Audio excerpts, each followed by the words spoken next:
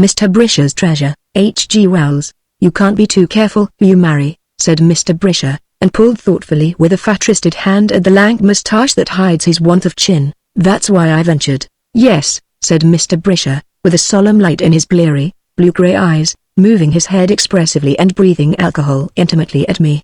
There's lots as ave ada try at me, many as I could name in this town, but none ave done it none. I surveyed the flushed countenance, the equatorial expansion, the masterly carelessness of his attire, and heaved a sigh to think that by reason of the unworthiness of women he must needs be the last of his race. I was a smart young chap when I was younger, said Mr. Brisher. I had my work cut out. But I was very careful, very. And I got through. He leant over the taproom table and thought visibly on the subject of my trustworthiness. I was relieved at last by his confidence. I was engaged once, he said at last, with a reminiscent eye on the shove-appany board. So near as that? He looked at me. So near as that? Fact is, he looked about him, brought his face close to mine, lowered his voice, and fenced off an unsympathetic world with a grimy hand. If she ain't dead or married to someone else or anything, I'm engaged still. Now. He confirmed this statement with nods and facial contortions. Still, he said, ending the pantomime, and broke into a reckless smile at my surprise. Me, run away, he explained further, with coruscating eyebrows. Come, that ain't all. You'd hardly believe it, he said, but I found a treasure.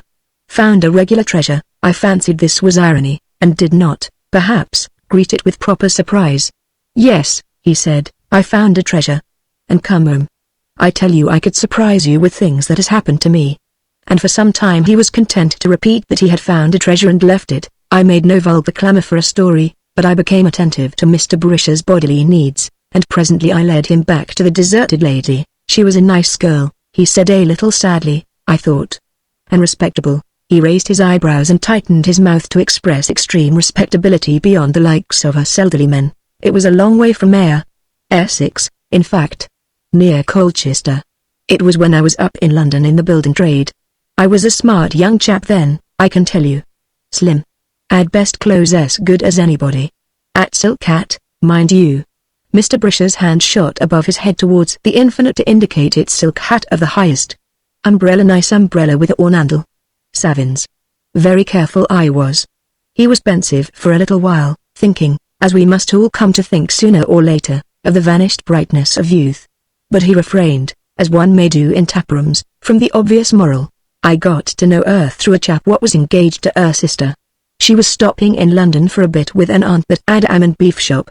This aunt was very particular, they was all very particular people. All her people was and wouldn't let her sister go out with this fella except her other sister, my girl that is, went with them.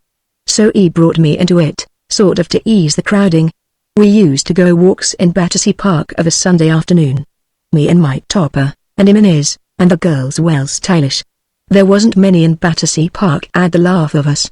She wasn't what you'd call pretty, but a nicer girl I never met. I liked her from the start, and, well though I say it who shouldn't, she liked me. You know how it is, I dessay, I pretended I did. And when this chap married her sister and me was great friends, what must he do but asked me down to Colchester, close by where she lived. Naturally I was introduced to her people, and well, very soon, her and me was engaged. He repeated engaged. She lived at him with her father and mother, quite the lady, in a very nice little house with a garden, and remarkable respectable people they was.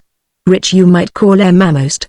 They owned their owners got it out of the building society, and cheap because the chap who had it before was a burglar and in prison, and they had a bit of free old land, and some cottages and money invested, all that nice and tight. They was what you'd call snug and warm. I tell you, I was on. Furniture too. Why? They had a piano. Jane, her name was Jane, used to play it Sundays, and very nice she played too. There wasn't hardly a tune in the book she couldn't play. Many's the evening we've met and sung hymns there, me and her and the family. Her father was quite a leading man in chapel. You should ha' seen him Sundays, interrupting the minister and giving out hymns. He had gold spectacles, I remember, and used to look over em at you while he sang hearty. He was always great on singing earty to the Lord, and when he got out o' tune half the people went after him always. He was that sort of man. And to walk Pindham in his nice black clothes as was a brimmer made one regular proud to be engaged to such a father-in-law. And when the summer came I went down there and stopped a fortnight. Now, you know there was a sort of itch, said Mr. Brisher. We wanted to marry, me and Jane did, and get things settled. but he said I had to get a proper position first. Consequently there was a hitch. Consequently, when I went down there, I was anxious to show that I was a good useful sort of chap like. Show I could do pretty nearly everything like. See, I made a sympathetic noise, and down at the bottom of their garden was a bit of wild part like. So I says to him, why don't you have a rockery air? I says. You'd look nice, too much expense, he says. Not a penny, says I. I'm a dab at rockeries. Let me make you one. You see, I'd helped my brother make a rockery in the beer garden and his tap, so I knew how to do it to rights. Let me make you one, I says. It's holidays, but I'm that sort of chap, I ain't doing nothing, I says. I'll make you one to rights. And the long and the short of it was, he said I might, and that's how I come on the treasure. What treasure? I asked. Why? Said Mr. Brisher. The treasure I'm telling you about. What's the reason why I never married? What exclamation mark? A treasure dug up. Yes, buried wealth, treasure trove. Come out of the ground. What? I kept on saying regular treasure. He looked at me with unusual disrespect. It wasn't more than a foot deep, not the top of it, he said. I'd hardly got thirsty like, before I come on the corner. Go on, I said. I didn't understand. Why? Directly I hit the box I knew it was treasure. A sort of instinct told me. Something seemed to shout inside of me, now's your chance, lie low. It's lucky I knew the laws of treasure trove or I'd have been shouting there and then. I dare say you know, Crown bags it, I said, all but 1%. Go on. It's a shame. What did you do? Uncovered the top of the box. There wasn't anybody in the garden or about like. Jane was helping her mother do this. I was excited, I tell you. I tried the lock and then gave a whack at the hinges. Open it came. Silver coins full. Shining. It made me tremble to see 'em. And just then I'm blessed if the dustman didn't come round the back of this. It pretty nearly gave me a disease to think what a fool I was to have that money showing. And directly after I heard the chap next door he was holidaying, too. I heard him watering his beans. If only he'd looked over the fence. What did you do? Kicked the lid on again and covered it up like a shot, and went on digging about a yard away from it like mad. And my face, so to speak, was laughing on its own account till I had it hid. I tell you I was regular scared like at my luck. I just thought that it had to be kept close and that was all. Treasure, I kept whispering to myself, treasure and hundreds of pounds, hundreds of pounds. Whispering to myself like, and digging like blazes. It seemed to me the box was regular sticking out and showing, like your legs do under the sheets in bed, and I went and put all the earth I got out of my ole for the rockery slap on top of it. I was in a sweat. And in the midst of it all out toddles her father. He didn't say anything to me, just stood behind me and stared, but Jane told me afterwards when he went indoors, he says, that they're jackanapes of yours. Jane, he always called me a jackanapes, somehow knows how to put his back into it after all. Seemed quite impressed by it, he did. How long was the box? I asked, suddenly. How long? Said Mr. Brisher. Yes, in length. Oh. 'Bout so by so. Mr. Brisher indicated a moderate-sized trunk. Full? Said I. Full up of silver coins, half-crowns, I believe. Why? I cried. That would mean hundreds of pounds, thousands, said Mr. Brisher, in a sort of sad calm. I calculated it out, but how did they get there? All I know is what I found. What I thought at the time was this. The chap who'd owned this before her further been a regular slap-up burglar. What you'd call a high-class criminal. Used to drive his trap-like piece did. Mr. Brisher meditated on the difficulties of narration and embarked on a complicated parenthesis. I don't know if I told you it had been a burglar's before it was my girl's father's, and I knew he'd robbed a mail train once. I did know that. It seemed to me, that's very likely, I said. But what did you do? Sweated, said Mr. Brisher. Regular run off me. All that morning, said Mr. Brisher, I was at it, pretending to make that rockery and wondering what I should do. I'd have told her further perhaps, only I was doubtful of his honesty. I was afraid he might rob me of it like, and give it up to the authorities, and besides, considering I was marrying into the family, I thought it would be nicer like if it came through me. Put me on a better footing, so to speak. Well, I had 3 days before me left of my holidays, so there wasn't no hurry, so I covered it up and went on digging, and tried to puzzle out how I was to make sure of it. Only I couldn't, I thought, said Mr. Brisher, and I thought. Once I got regular doubtful whether I'd seen it or not, and went down to it and had it uncovered again, just as her ma came out to hang up a bit of washing she'd done. Jumps again. Afterwards I was just thinking I'd have another go at it, when Jane comes to tell me dinner was ready. You'll want it, she said, seeing all the ole you've dug. I was in a regular daze all dinner, wondering whether that chap next door wasn't over the fence and filling his pockets. But in the afternoon I got easier in my mind. It seemed to me it must have been there so long it was pretty sure to stop a bit longer, and I tried to get up a bit of a discussion to draw out the old man and see what he thought of treasure trove. Mr. Brisher paused, and affected amusement at the memory. The old man was a scorcher, he said, a regular scorcher. What? Said I. Did he? It was like this, explained Mr. Brisher, laying a friendly hand on my arm and breathing into my face to calm me. Just to draw him out, I told a story of a chap I said I knew pretending, you know, who'd found a sovereign in an overcoat he'd borrowed. I said he stuck to it, but I said I wasn't sure whether that was right or not. And then the old man began. Law. He did let me have it? Mr. Brisher affected an insincere amusement. He was, well, what you might call a errand at snacks. Said that was the sort of friend he'd naturally expect me to have, and you said he'd naturally expect that from the friend of out-of-work loafer who took up with daughters who didn't belong to him. There. I couldn't tell you half he said. He went on most outrageous. I stood up to him about it, just to draw him out. Wouldn't you stick to a half-soff, not if you found it in the street? I says. Certainly not, he says, certainly I wouldn't. What? Not if you found it as a sort of treasure? Young man, he says, there's a authority than mine rent I run to Caesar. What is it? Yes. Well. He fetched up that. A rare and editing you over the head with the Bible, was the old man. And so he went on. He got to such snacks about me at last I couldn't stand it. I'd promised Jane not to answer him back, but it got a bit too thick. I give it him. Mr. Brisher, by means of enigmatical facework, tried to make me think he had had the best of that argument, but I knew better. I went out in a youth at last. But not before I was pretty sure I had to lift that treasure by myself. The only thing that kept me up was thinking how I'd take it out of him when I had the cash. There was a lengthy pause. Now, you'd hardly believe it, but all them 3 days I never had a chance at the blessed treasure, never got out not even a half-crown. There was always a something, always. Stonishing thing it isn't thought of more, said Mr. Brisher. Finding treasure's no great shakes. It's getting it.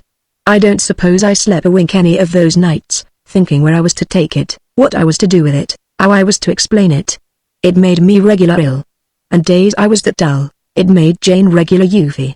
You ain't the same chap you was in London, she says, several times. I tried to lay it on her father and his snacks, but bless you, she knew better. What must she have but that I'd got another girl on my mind? Said I wasn't true. Well, we had a bit of a row.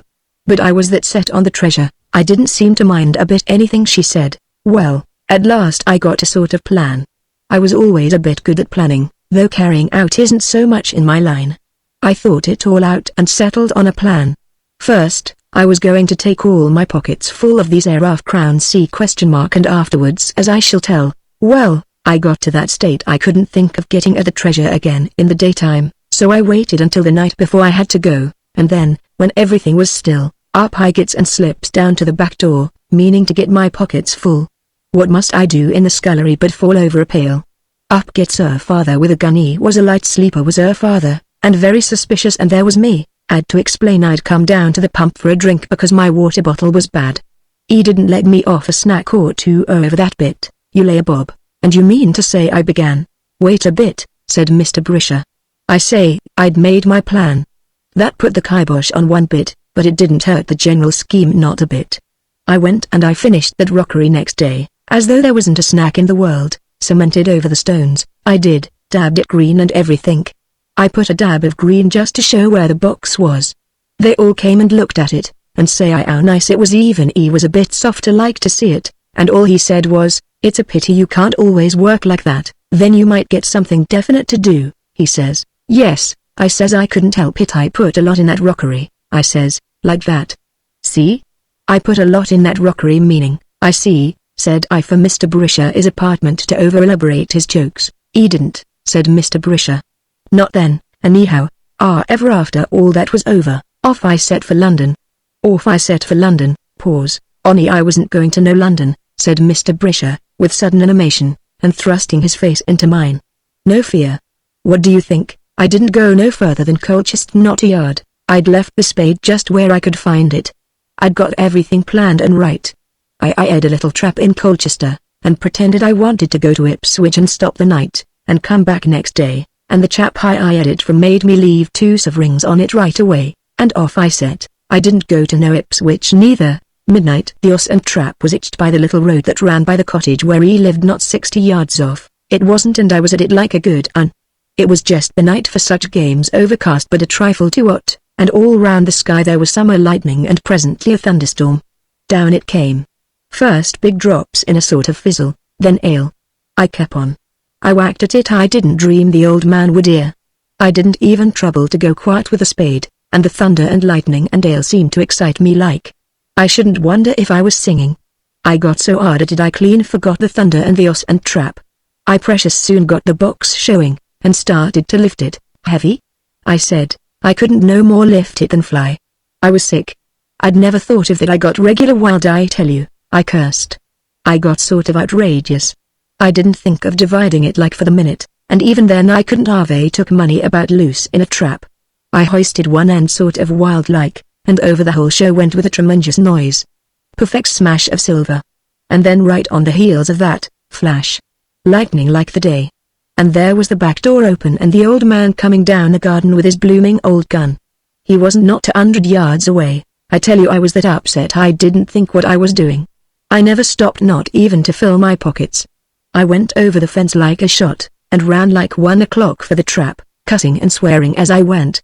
I was in a state, and will you believe me, when I got to the place where I left the horse and trap, they'd gone off.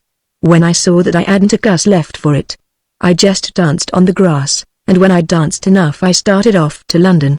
I was done. Mr. Brisher was pensive for an interval. I was done, he repeated, very bitterly. Well? I said. That's all, said Mr. Brisher. You didn't go back? No fear.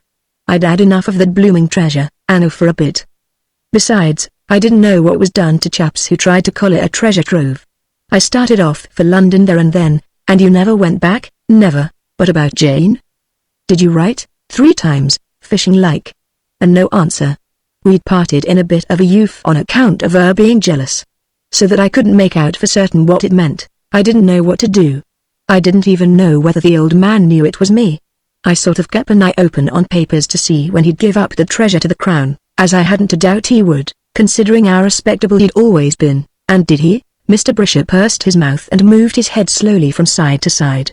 Not him, he said. Jane was a nice girl, he said, a thorough nice girl, mind you, if jealous, and there's no knowing I mightn't have gone back to her after a bit. I thought if he didn't give up the treasure I might have a sort of hold on him. Well, one day I looks as usual under Colchester and there I saw his name. What for, d'ye think? I could not guess. Mr. Brisher's voice sank to a whisper, and once more he spoke behind his hand. His manner was suddenly suffused with a positive joy. Issuing counterfeit coins, he said. Counterfeit coins, you don't mean to say? Yes, it. Bad. Quite a long case they made of it. But they got him, though he dodged 'em and just traced his having passed, nearly a dozen bad half-crowns, and you didn't, no fear. And it didn't do him much good to say it was treasure trove.